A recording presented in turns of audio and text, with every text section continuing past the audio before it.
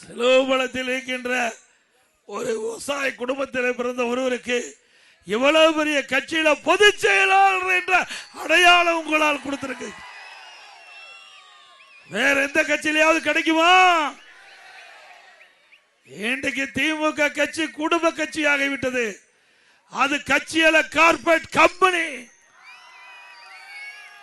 அந்த கம்பெனியில முதலாளியும் மாறி மாறி வருவாங்க.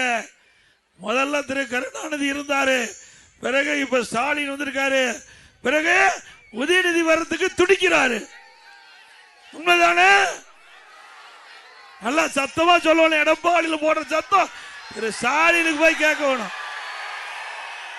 திரு ஸ்டாலின் அவர்களே, இந்த தேர்தலோட குடும்ப ஆட்சிக்கு முற்றுப்புள்ளி வைக்கின்ற தேர்தல், வாரிசு அரசியலுக்கு முற்றுப்புள்ளி வைக்கின்ற தேர்தல், சட்டமன்ற தேர்தல்.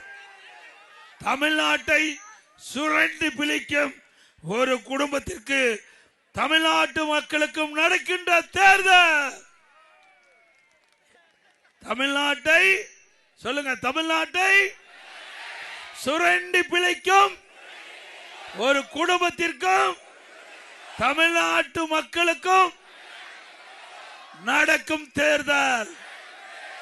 ஆக இந்த தேர்தலை பொறுத்த வரைக்கும் கருணாநிதி குடும்பத்திற்கு மூடு விழா நடக்கின்ற தேர்தல்.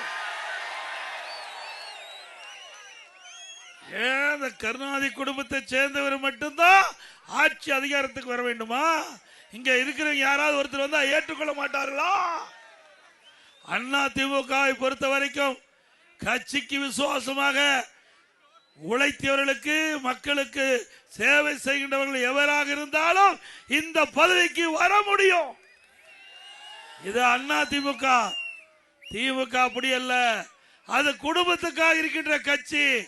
அண்ணா திமுக மக்களுக்காக இருக்கின்ற கட்சி.